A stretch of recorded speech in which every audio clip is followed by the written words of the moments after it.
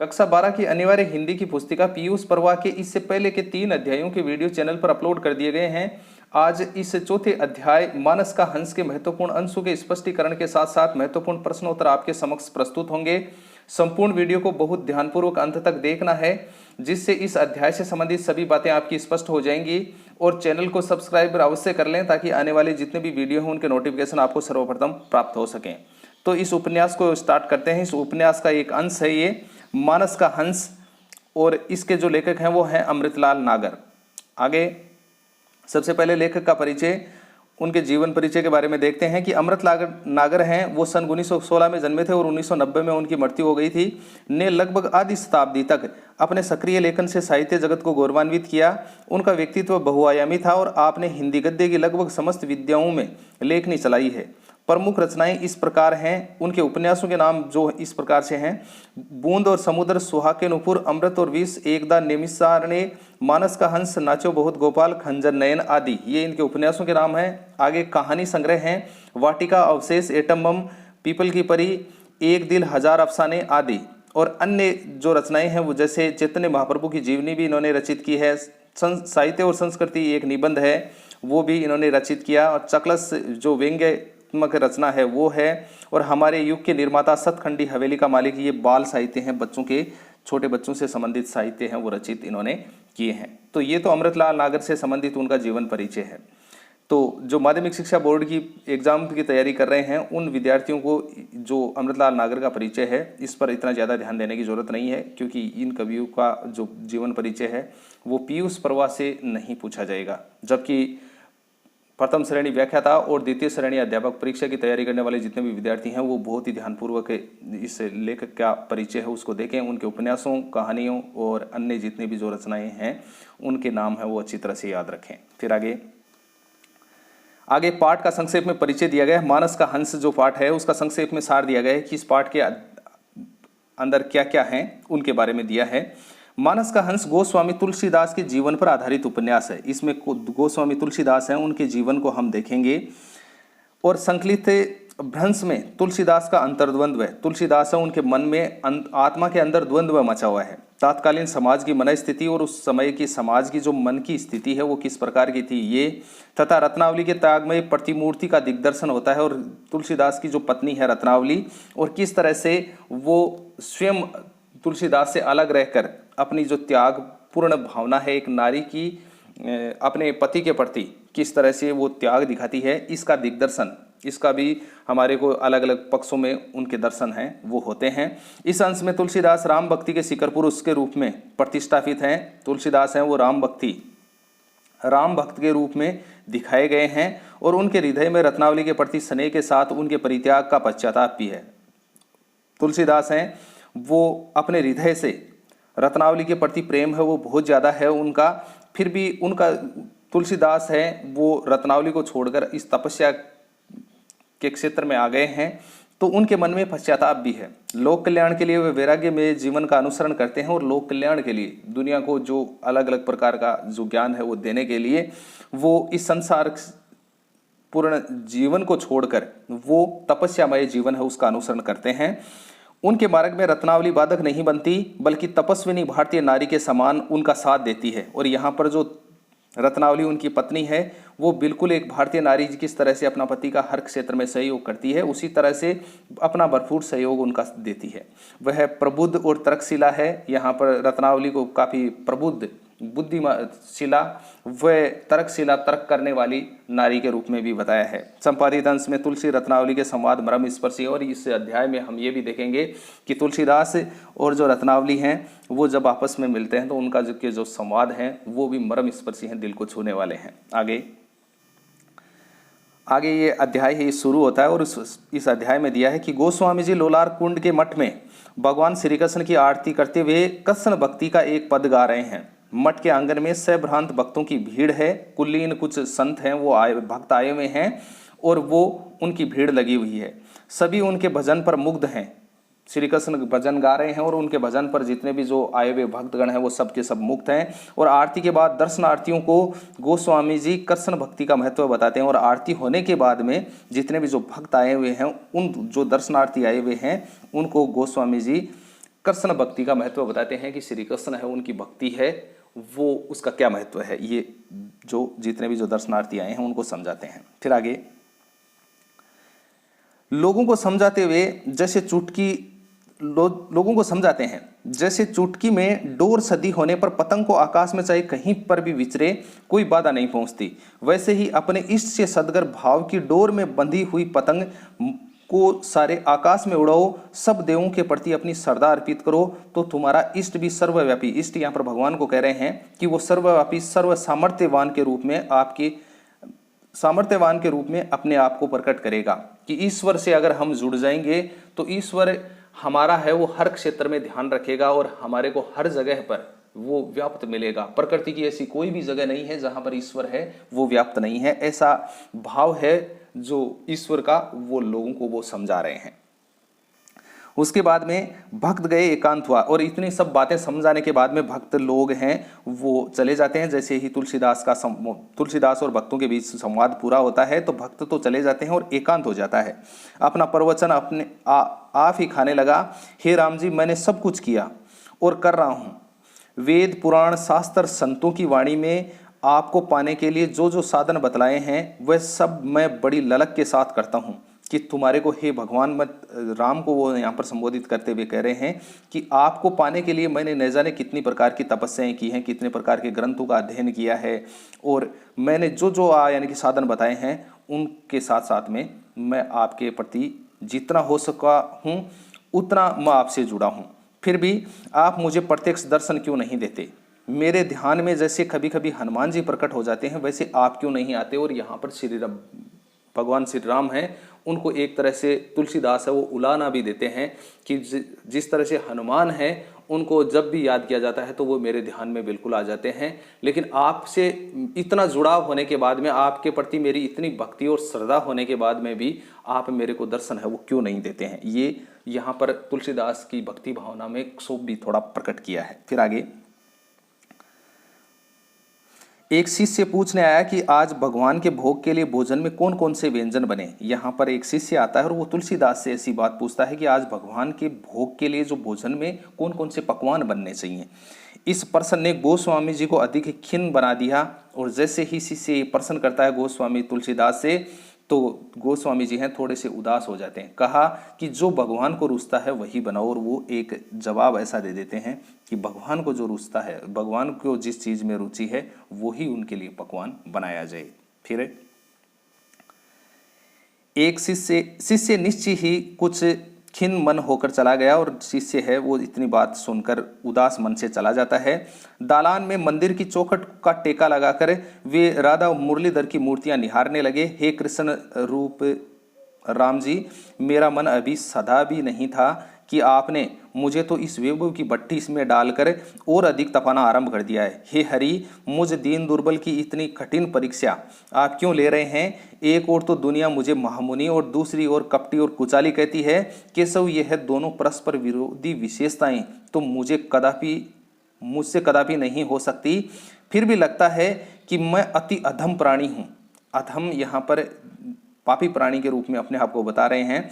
तभी आप मुझे अपनी प्रतीति नहीं देते। आप यहाँ पर भगवान राम को कह रहे हैं कि तभी आप मुझे अपनी प्रतीति नहीं देते, आप अपनी उपस्थिति है वो मेरे सामने आप इसीलिए नहीं लेकर आ रहे क्योंकि आप मेरे को अधम प्राणी मानते हैं।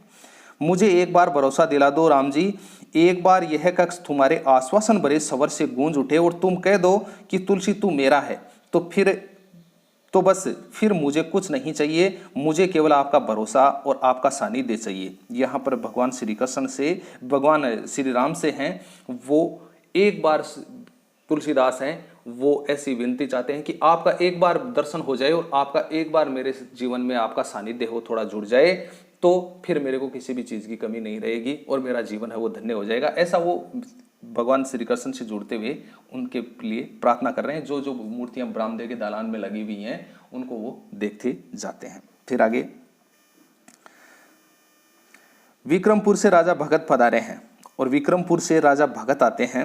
नाम सुनते ही तुलसीदास का उदास भाव तिरोहित हो गया और वो उदासी रूपी भाव जो उनके मन में चल रहे थे भगवान राम की भक्ति को लेकर, जैसे ही उनको पता लगता है कि विक्रमपुर से राजा भगत पधारे हैं तो तुलसीदास के अंदर के भाव हैं वो अलग, उदास के भाव हैं वो तिरोहित हो जाते हैं, गायब हो जाते हैं। प्रसन्न और उत्साहित होकर बोले, प्रसन्नित हो जाते हैं और उत्साहित होते हैं और कहते हैं कि कहाँ है राजा, और वो राजा के बारे में पूछते हैं कि राजा हैं कहाँ। कहकर वे मंदिर के वाले दालान से बाहर आए और मंदिर के बरामदे से बाहर आ जाते हैं और आंगन पार करते हुए फाटक की ओर तेजी से बढ़ चले। देली की चौखट पर पैर रखते ही उत्साह ठिठक गया। राजा तो सामने थे ही, रत्नावली भी थी और उनका तपोमुख पहले से अधिक दिव्य लग रहा था। और रत्नावली ने एक बार पति की आंखों से आंख मिलाई और राजा भगत दाढ़ी केस विहीन तुलसीदास के नए रूप से चकित दृष्टि से देखते हुए हाथ फैलाकर आगे बढ़े। अरे भैया तुम तो एकदम बदल गए। और राजा भगत हैं वो दाढ़ी केस विहीन, दाढ़ी और उनके केस भी नहीं थे तुलसीदास के, तो नए रूप को देखकर राजा भगत हैं वो थोड़े से वो उनको देखकर यानी कि ऐसा कहते हैं कि अरे भैया तुम तो एकदम बदल गए।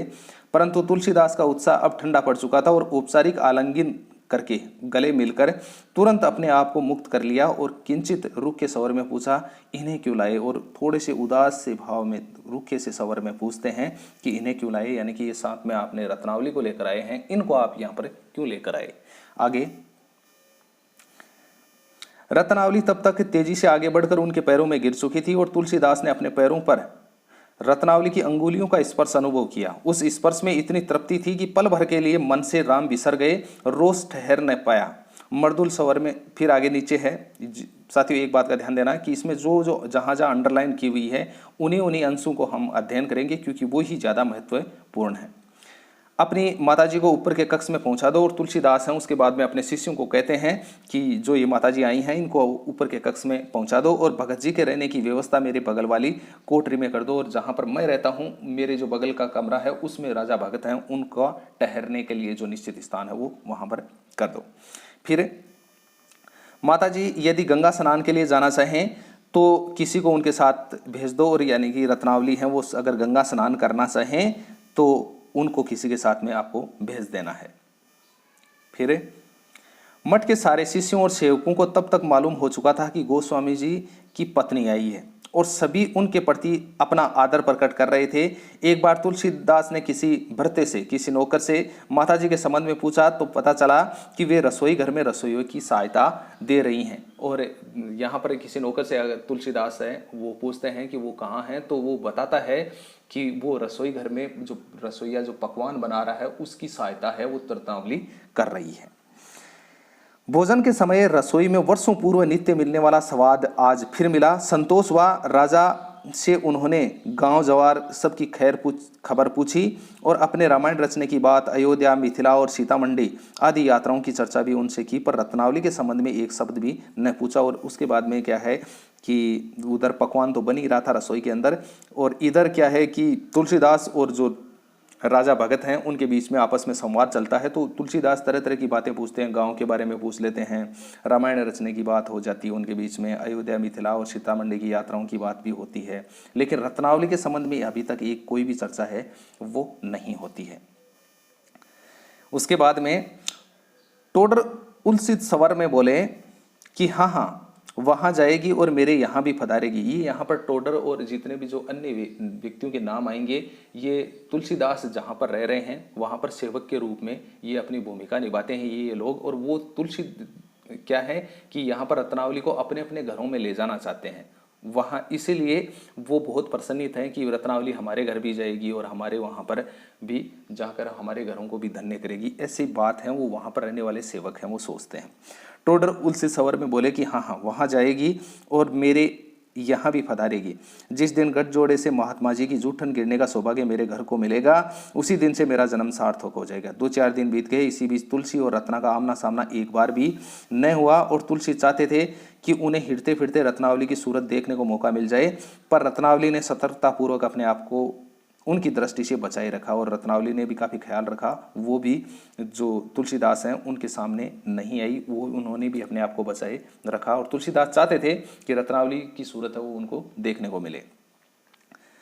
हाँ, भोजन के समय उन्हें अपनी थाली में हर व्यंजन में रत्नावली के हाथ का स्पर्श मालूम पड़ता था। रत्नावली है वो रसोई घर में रसोई की सहायता कर रही थी। तो जो पकवान बन रहे थे, पकवान बनने के बाद में जब थाली में परोस कर तुलसी के समक्ष आते थे तो तुलसी को ऐसे लगता कि वो जो पकवान हैं उनमें रत्नावली के हाथ हैं वो स्पर्श हुए हैं, तो उनका स्पर्श उनको मालूम होता। पंडित गंगाराम के यहाँ सूचना पहुंची तो रत्नावली को लिवा जाने के लिए तुरंत उनके यहाँ से पालकी आ गई और रत्नावली प्रहलाद घाट गई। तो भोजन का स्वाद भी चला गया और रत्नावली है वो अलग अलग स्थानों पर भी जो सेवक हैं उनके साथ में जाती है, कहीं कहीं पर किसी किसी के साथ में उनके घर भी जाती है। ऐसी संवाद हैं, ऐसी उक्तियां हैं, वो भी इस अध्याय में देखने को आपको मिलेंगी। फिर आगे है गोस्वामी जी महाराज चुप रहे, दूध पीते रहे और बाद में उन्हें राजा के मन का हल्का सा संकेत मिल गया था। उन्होंने तुरंत ही राजा भक्त की मनोधारा का मुहाना बंद करने का निश्चय किया और कहा है तो यह है ऊंची बात। ये यहाँ पर थोड़ा सा स्पष्ट नहीं लिखा हुआ है इसलिए पढ़ने में दिक्कत हो रही है। हाँ, है तो यह है ऊंची बात, पर खरा गोस्वामी ही इस पानी भर पर बिना पैर भिगोए चल सकता है और पूर्ण गोस्वामी पाने के लिए मैं अभी तक राम जी की डोडी का भिखारी हूँ। यहाँ पर राजा भगत को गोस्वामी जी तुलसीदास हैं वो ये बता रहे हैं कि मैं इस तपस्या में पूरी तरह से यहाँ पर लीन हूँ और तपस्या है उसके लिए मैं बिल्कुल भगवान राम है उनके सानिध्य तक पहुँचना चाहता हूँ और उस तपस्या को मैंने इतना स्तर दे दिया है कि हमारा और ईश्वर का जो सानिध्य है वो इसी तपस्या के बल पर बहुत आगे तक जाएगा। ऐसी बातें हैं वो मन में स्पष्ट भी करते हैं और वो बताते भी हैं। फिर है तुम्हारी तपस्या तो भैया सारा जग देख रहा है। यहाँ पर उसके बाद में राजा भक्त हैं वो उनको उत्तर देते हैं कि तुम्हारी तपस्या तो भैया सारा जग देख रहा है, पर हम तो भोजी का तप देख देख कर अपने ही मन को ठिकाने पर ला पाए हैं। इस कलिकाल में ऐसी कठिन जोग साधने वाली जोगिन मैंने नहीं देखी। और राजा भक्त तुलसीदास को कहते हैं कि आप तो जो तपस्या कर रहे हैं वो तो ठीक है, आप तो जिस तरह से ईश्वर हैं उसको सानिध्य में पाने के लिए जिस तरह का प्रयास कर रहे हैं वो सराहनीय है, लेकिन उससे भी कहीं सराहनीय वाली बात यह है कि जो ये भोजी है, यहाँ पर रत्नावली को कहा जा रहा है कि वो उसने काफ़ी कठिन अपनी साधना है वो एक नारी के रूप में दिखाई है। तुलसी चुप रहे और रत्नावली की कठिन साधना के प्रति अपने मित्र के यह उद्गार सुनकर उन्हें भला लगा और उन्हें वैसा ही संतोष हुआ जैसा कि अपने संबंध में सुनकर होता है। यह संतोष जिस तेजी से अपने चरम बिंदु पर पहुंचा उससे ही मन का पर्दा फड़फड़ाकर पलट गया और उन्होंने अपने आप को कस लिया और कुछ क्षणों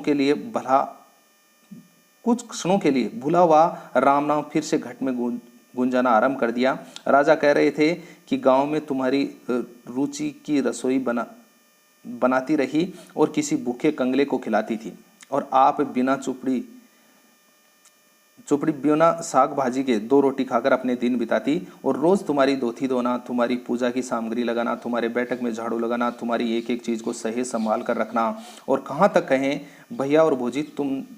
भैया भोजी जैसी तपस्या हमने नहीं देखी। और ये यहाँ पर ये भी कह रहे हैं कि जब तुम वहाँ से जो विक्रमपुर स्थान है उसको छोड़कर यहाँ पर आ गए हो तपस्या करने के लिए, तो हमने वहाँ पर रत्नावली को ये तमाम बातें करते हुए देखा है कि वो खुद है वो तुम्हारी जितनी भी जो चीज़ें हैं उनको सहेज संभाल कर रखती हैं और तुम्हारे द्वारा जितनी भी उनको बताई गई बातें हैं उनका पूरा वो अनुसरण करती है। तो यहाँ पर जो भी कहने का अर्थ ये है कि यहाँ पर रत्नावली है उसकी तपस्या को बहुत अच्छी तरह से दिखाया गया है। तुम घर से निकल गए पर उन्होंने अपनी भक्ति से तुम्हें अभी तक घर में ही बांध कर रखा है। फिर आगे पर्दा दर पर्दा मन में ही यह इच्छा होने लगी कि एक बार उन्हें फिर देखें, बात करें। और मन की इस गुदगुदाहट में राम शब्द फिर प्रबल हुआ और वे एक दूध का गिलास रखकर कुल्ला करने के बहाने उठ पड़े और मन कह रहा था कि दूसरा रत्नावली की मनोछवि निहारने में अटका हुआ था। तो यहाँ पर द्वंद्व की स्थिति दिखाई गई है, अंतर्द्वंद्व की स्थिति तुलसीदास के अंदर दिखाई गई है कि एक तरफ तो वो राम भक्ति के प्रति अपनी तपस्या है उसको ऊंचाइयां दे रहे थे, दूसरी तरफ वो रत्नावली है उनसे मिलना भी चाहते थे कि वो एक बार रत्नावली है उनसे कुछ बातें भी हो और उनकी सूरत देखने को मिले। फिर कुल्ला करके दोनों जने जब फिर अपने अपनी चौकियों पर बैठे तो राजा ने कहा, सीता जी के बिना राम जी कभी सुखी नहीं रह पाए थे और तुमसे अधिक भला और कौन समझ सकता है, तुमने तो सारी रामायण रच डाली। और राजा भक्त हैं वो भी ये बताते हैं कि सीता के बगैर राम अधूरे थे, और तुम तो इस बात को बहुत अच्छी तरह से समझ सकते हो क्योंकि तुमने तो रामायण की रचना भी की है। जब रावण उन्हें हर ले गया तो भी, और जब उन्हें धोबी की निंदा के कारण वाल्मीकि मुनि के आश्रम में भेज दिया था, और जब सीता वापस आई थी लंका से और उसके बाद में किसी धोबी के द्वारा सीता के चरित्र पर अंगुली उठाने के कारण जो राम है उन्होंने उसका सीता का त्याग कर दिया था और वो वाल्मीकि मुनि के आश्रम में चली गई थी, तब भी राम जी सुखी नहीं रह पाए थे। और बायां अंग कट जाए तब दायां भला कैसे सुख पा सकता है, और शरीर का एक अंग कट जाने के बाद में दूसरा अंग है वो कैसे सुखी हो सकता है। ऐसी बातें हैं वो राजा भगत हैं वो तुलसीदास से कहते हैं। फिर आगे, राम राम भी जपना आरंभ कर दिया पर रत्नावली उनके मन से न हटी। इच्छा होने लगी कि रत्नावली उनके पास आए और उससे अपना दुख कहे। मैं राम के लिए तड़पता हूँ, वह मेरे लिए। राम जी कदाचित मुझे इसीलिए दर्शन नहीं दे रहे हैं। मैं रत्नावली से निष्ठुराई बरत रहा हूँ। रख लूँ अपने पास और उन्हें संतोष मिलेगा तो कदाचित राम जी भी मेरे प्रति दयालु हो जाएंगे। और तुलसी का मन कभी ऊहापोह में रहता और कभी झटके के साथ उस मोह से अपने को उभर कर राम शब्द में लीन होने का प्रयत्न करते। तो यहाँ पर तुलसीदास की पूरी तरह अनियंत्रित स्थिति दिखाई गई है कि एक तरह से अंतर्द्वंद में इस तरह से फंसे हुए हैं कि एक तरफ अपने तपस्या का ख्याल रख रहे हैं, दूसरी तरफ अपनी पत्नी से जो मिलना की उनकी ललक है उसको भी दिखाया गया। तो वो दोनों तरफ फंसे हुए हैं कि इधर अगर पत्नी से अगर वो मिलते हैं तो वो उधर भक्ति है उसमें व्यवधान पड़ता है, और अगर वो यहाँ पर आई हुई है पूरी तरह तपस्या में ही अगर लीन रहें तो जो पत्नी आई हुई है उनसे उनका मिलना नहीं होगा। तो ये द्वंद्व की स्थिति उनके बीच में बनी हुई है। आगे, क्या तुम चाहते हो कि मैं अपने अथवा अपनी पत्नी के सुख के लिए समाज की आस्था को अधर में ही लटका दूं? ये असंभव है टोडर। आगे लिखा है कि तुलसी ने मीठी झिड़की देते हुए कहा कि तुम समझते क्यों नहीं टोडर, आज का समय वल्लभाचार्य जी के दिनों जैसा नहीं है। कबीरदास जी वाला समय भी बीत गया है। ये घोर कलिकाल है, कलयुग है ये, और नैतिकता का इतना हास हो गया, नैतिकता का इतना पतन हो गया है कि उसे यदि एक स्तर तक उठाए न रखा जाएगा तो फिर सारा संसार अनैतिकता की लपेट में आए बिना कदापि नहीं रह सकेगा। और यहाँ पर वो भी कह रहे हैं कि नैतिकता का ख्याल रखना भी बहुत ज़रूरी है, क्योंकि मैं जिस तरह से मैं तपस्या कर रहा हूँ ये तपस्या यहाँ पर करनी बहुत ज़रूरी है। और अगर इस तपस्या से अगर किसी भी प्रकार के लोगों का हित नहीं हो सका तो वो तपस्या किस काम की। तो यहाँ पर वो ज़्यादा तुलसीदास हैं वो अपने जैसे सेवक हैं टोडर हैं उनको यही बात है वो नैतिकता के संबंध में समझाना चाहते हैं। फिर आगे, राजा भक्त ने इस बार तुलसी और रत्नावली को मेल कराने के लिए पूरा षड्यंत्र रचा, और राजा भक्त चाहते थे कि तुलसी और रत्नावली का एक बार आपस में मिलन हो। और मठ में रहने वाले शिष्यों ने भी कहा कि माताजी परम विदुषी है और उनके यहाँ रहने से हमारे अध्ययन में बड़ी सहायता मिलेगी। और मठ के जितने अन्य शिष्य थे वो भी ये चाहते थे कि माताजी हैं यानी कि रत्नावली हैं वो अपने इसी मठ में रहें और उनके यहाँ रहने से हमारे अध्ययन में भी बहुत बड़ी सहायता है वो मिलेगी, ऐसा अन्य जो शिष्य हैं वो सोचते हैं। फिर आगे है, तुलसी सुनते और ऊपर से विरोध भी करते। तुलसी उन तमाम बातें हैं वो सुन रहे हैं और ऊपर से विरोध भी कर रहे हैं, परंतु उनका मन कहता कि रत्नावली के पास रहकर यदि अपना ध्यान साधो तो अधिक सुगम रहेगा। उसके बाद में वो रत्नावली के बारे में भी ऐसी बातें हैं वो सोचते हैं। काम विकार कभी न कभी मुझे सता तो जाता ही है, उससे कहीं अच्छा है कि मेरा यह विकार धर्म सम्मत होकर शांति रहे। मन का हाला डोला उन्हें तरह तरह से मंथित करने लगा और तरह तरह की बातें सुन लेने के कारण तुलसीदास का मन है वो ऊहापोह में आ गया था, एक तरह से असंजमस की स्थिति में आ गया था इतनी सब बातें सुनने के बाद में। एक दिन नाथू जब उनके बाल बनाने के लिए आया, ये नाथू है ये नाई है जो तुलसीदास के बाल बनाने के लिए आता है। उसी समय मठ के द्वार पर रत्नावली जी की पालकी आ लगी और रत्नावली जी पालकी से उतरकर ऊपर चली गई। फिर आगे देखना, एक भृत्य ने एक नौकर ने आकर गोसाई जी को पंडित गंगाराम के घर से माताजी के लौट आने का समाचार दिया। और ये पंडित गंगाराम है उनके घर पर माताजी गई हुई थी, वो वहाँ से लौट कर आ जाती है। तो इसकी सूचना एक नौकर है वो गोसाई जी तुलसीदास को देता है। फिर तुलसीदास के चेहरे पर संतोष की आभा चमकी और बोले, सरवण उन्हें बराबर पूछताछ करते रहना, उनकी सेवा में कोई कमी नहीं आए। और वो अपने एक अन्य सेवक से तुलसीदास कहते हैं कि रत्नावली का पूरा ख्याल रखना है, उनकी सेवा में किसी प्रकार की कोई कमी है वो नहीं आनी चाहिए। फिर आगे तुलसीदास चुप रहे और उन्हें उस समय सुख का अनुभव हो रहा था। गोसाई जी की ठोड़ी को पानी की तर से मींचते हुए नाथू ने फिर अपना राग अलापा। ये दुनिया वाले बड़े अजीब होते हैं महाराज, कलयुग में सबका मन काला हो गया है। और जो नाथू है वो दाढ़ी बनाते बनाते तुलसीदास से अनेक प्रकार की बातें हैं वो इस तरह की कर रहे हैं। तुलसी आंखें मीचे मौन बैठे सुख का अनुभव करते रहे और नाथू ने बात को फिर आगे बढ़ाया। जब से माताजी काशी आई हैं तब से रोज लोग बाग हमसे पूछते हैं कि नथु माताजी अब क्या यहीं रहेगी, और अब हम क्या कहें सरकार जी। अरे माताजी यहाँ रहे या न रहे भला तुम्हारे बाप का क्या जाता है। और यहाँ पर जो नाथू हैं वो तुलसीदास से कहते हैं कि जब मैं रास्ते में आता हूँ तो लोग मेरे से भी अनेक तरह तरह की बातें करते हैं कि माताजी अब मठ में यहीं पर रहेगी क्या, और मेरे पास में उनके लिए कोई जवाब नहीं होता तो मैं भी उनको क्या जवाब दूँ। ऐसी बातें हैं वो तुलसीदास से कह रहे हैं। फिर आगे सयाना नाथू गोस्वामी जी का रुख देखकर सहम कर चुपचाप अपने काम में लग गया और तुलसीदास के मन लोक में अंधड़ उठने लगे। कभी अपने ऊपर, कभी दुनिया पर और कभी रत्नावली पर, और राजा पर क्रोध आता तो वे उसकी शांति को भंग करने के लिए यहाँ क्यों आए हैं। और अलग अलग प्रकार की बातें उनके मन में चल रही हैं तुलसीदास के। वो दाढ़ी बनवा रहे हैं और उसी समय अपने मन में बहुत शांत विचारों से वो सोच रहे हैं कि ये लोग क्यों आए हैं यहाँ पर, क्यों हमारे को इतनी बातें इस नाथू के माध्यम से सुनने को पड़ती, और क्यों राजा भगत हैं वो उनकी शांति को यहाँ पर आने के बाद में भंग कर रहे हैं, और क्यों यहाँ पर रत्नावली आई है। इस तरह की बातें भी उनके मन में चल रही हैं। फिर आगे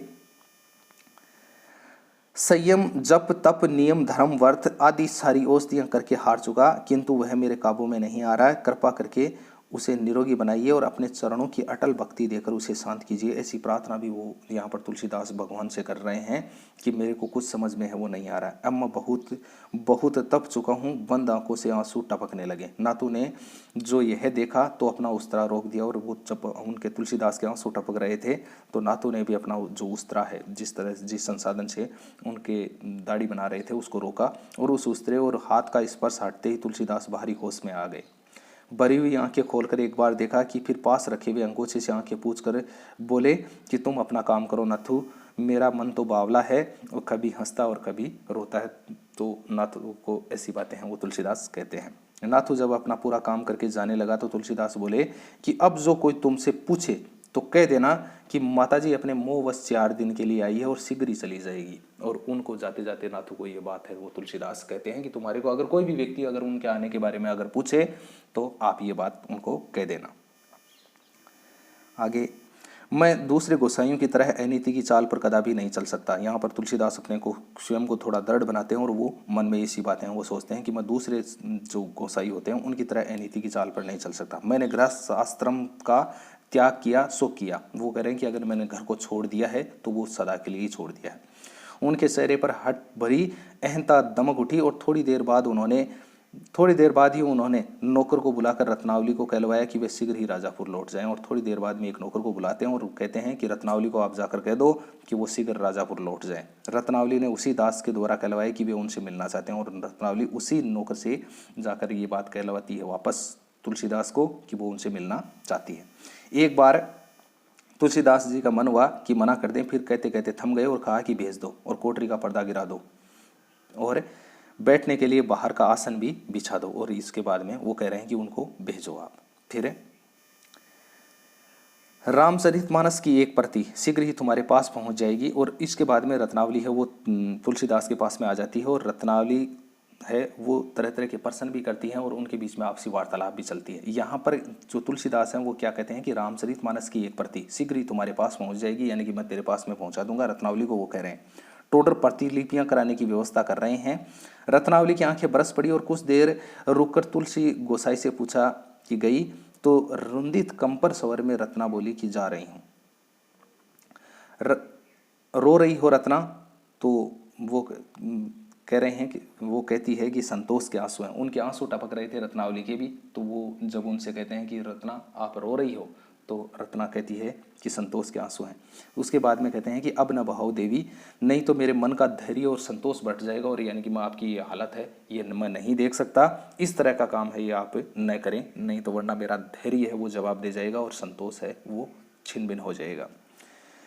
सेवक का धर्म कठिन होता है कहकर गोसाई जी ने एक गहरी ठंडी सांस ढील दी। जाती हूँ एक भिक्षा और मांग लूँ। तो जाते जाते यानी कि रत्नावली एक प्रार्थना और करती है और वो कह रही है कि मैं आपसे कुछ मांगना चाहती हूँ। तो तुलसीदास कहते हैं कि मांगो। मेरी मृत्यु के पहले एक बार मुझसे अपना श्रीमुख दिखाने की कृपा करें, कि जब मेरी मृत्यु के अंतिम जब टाइम हो तो उससे पहले मैं चाहती हूँ कि मैं आपका एक बार जो चेहरा है वो देखना चाहती हूँ। तो यहाँ पर तुलसीदास अंत में कहते हैं कि वचन देता है आऊँगा। तो इस तरह से साथियों ये आपका अध्याय ही पूर्ण हो चुका है। अब हम एक एक करके इसके जो इस अध्याय से संबंधित प्रश्न उत्तर हैं उनको देखेंगे।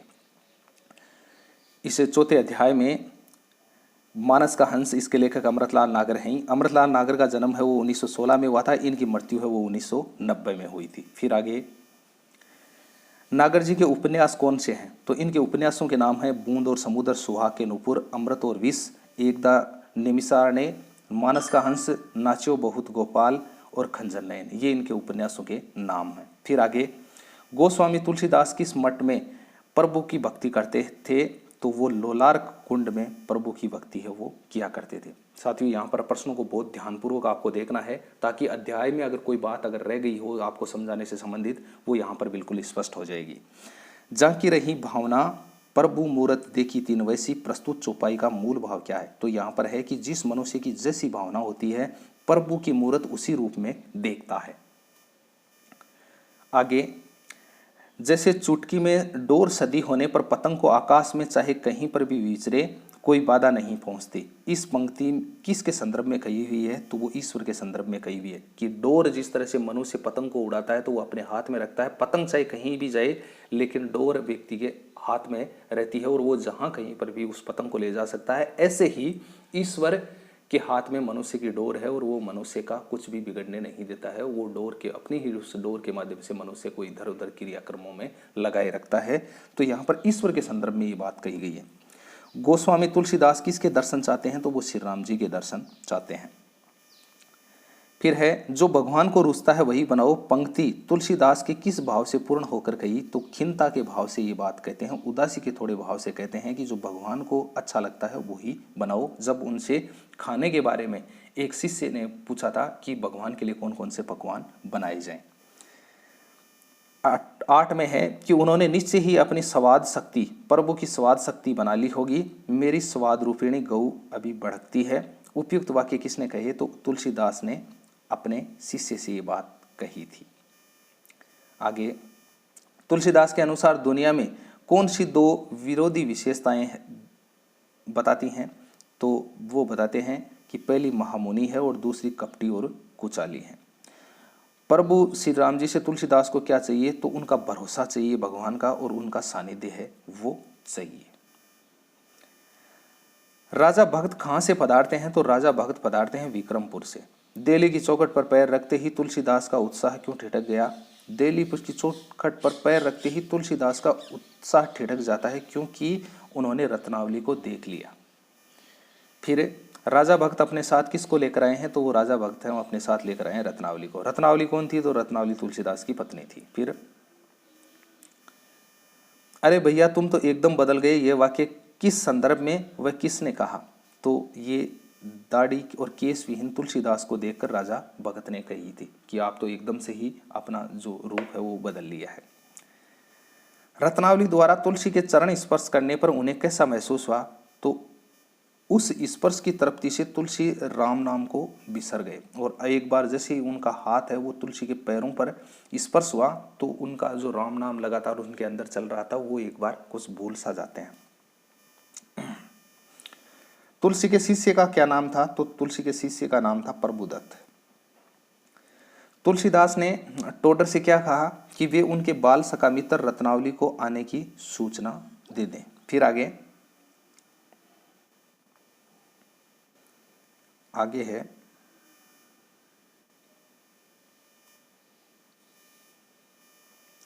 पंडित गंगाराम के यहाँ रत्नावली किस स्थान पर गई? तो गंगाराम के यहाँ पर वो प्रहलाद घाट पर गई थी। फिर दुनिया का हर भोग राजी होकर ग्रहण करते हैं, पर अपने स्वाद और सुख को वे भगवान का मानकर ही चलते हैं। इस वाक्य में राजा भक्त किसकी विशेषता बताई है? तो वो यहाँ पर राजा भक्त बता रहे हैं गोसाइयों की विशेषताएं।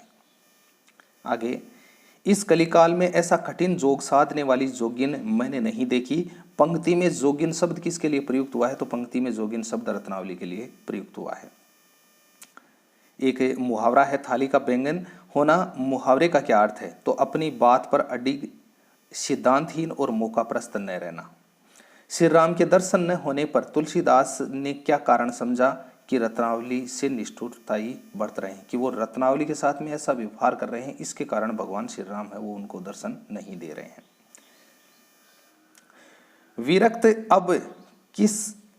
विरक्त अब फिर से राग के बंधनों में नहीं बन सकता। ये वाक्य किसने कहे? तो उन्होंने कहा कि मैं विरक्त हो चुका हूं इस संसार से और फिर वह राग बंधनों में दोबारा नहीं बंध सकता। तो ये बात तुलसीदास ने कही थी।